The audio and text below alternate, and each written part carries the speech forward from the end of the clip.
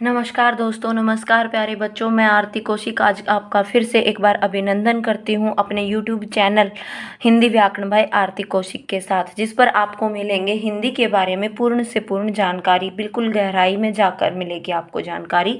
जो प्रश्नोत्तर हमारे बिल्कुल गहराई से दिए जाते हैं, जिनके बारे में वर्णित किया जाता है कि कौन सा प्रश्न हम पढ़ के तो जाते हैं, लेकिन कई बार क्या हो जाता है कि हम उस प्रश्न को समझ नहीं पाते। तो हर तरीके से उस तक को समझेंगे, हर तरीके से उसको जानेंगे।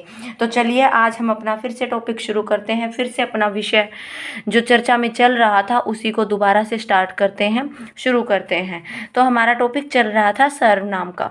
तो पहले मैंने आपको बताया था इसके उच्चारण के बारे में कि इसका उच्चारण करते वक्त हम इसकी मात्रा को व के बाद बोल जाते हैं।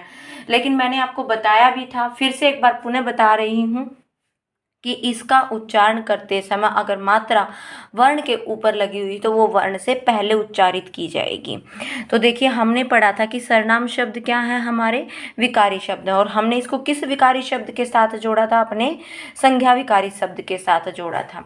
तो संज्ञा शब्द क्या था कि सब नाम क्या कहलाए थे? हमारे संज्ञा शब्द कहलाए थे। लेकिन हमारे सर्वनाम में क्या थे? जो सबका नाम, जिस भी शब्द का प्रयोग कर रहे हैं उनकी जगह हम जिस सब का नाम अगर करते हैं तो वो क्या कहलाता है? हमारा सर्वनाम कहलाता है। इसके बारे में हमने पूर्ण रूप से पढ़ लिया था। आज हम पढ़ते हैं सर्वनाम शब्द की एक बार परिभाषा को देख लेते हैं कि वे विकारी शब्द जो संज्ञा के स्थान पर प्रयोग में लाए जाते हैं। कौन से शब्द? वे विकारी शब्द जो संज्ञा के स्थान पर प्रयोग में लाए जाते हैं क्या कहलाते हैं? सर्वनाम शब्द कहलाते हैं। आज सिर्फ हम इसके प्रकारों के बारे में बात करेंगे। अगली कक्षा में हम इसके प्रकारों को पूरा परिभाषित करते हुए उसके बारे में गहराई से जानेंगे कि कौन सा प्रकार हमें क्या सिखाता है, क्या नहीं बताता है।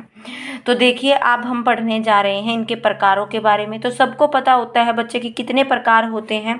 6 प्रकार होते हैं। कौन से? पहला होता है पुरुषवाचक सर्वनाम, दूसरा आता है आपका निश्चयवाचक सर्वनाम, तीसरा है अनिश्चयवाचक सर्वनाम सॉरी भाई, चौथा है संबंधवाचक सर्वनाम और पांचवा दिया गया है आपका सर्वनामवाचक सर्वनाम। और आगे है निजवाचक सर्वनाम और पांचवा क्या था आपका? प्रश्नवाचक सर्वनाम। तो इस बात का आप एक बार इसका स्क्रीनशॉट ले लीजिए। इससे आगे मिलते हैं अगली कक्षा में। आज के लिए इतना ही। अगर आपको समझ आ रहा है तो चैनल को सब्सक्राइब करें, अपने दोस्तों के साथ शेयर करें ताकि उनको भी नए से नए तथ्य जानने की, नए से नए तथ्य के बारे में जानकारी मिले। आज के लिए इतना ही। जय हिंद, जय भारत। चैनल को सब्सक्राइब करें, लाइक करें।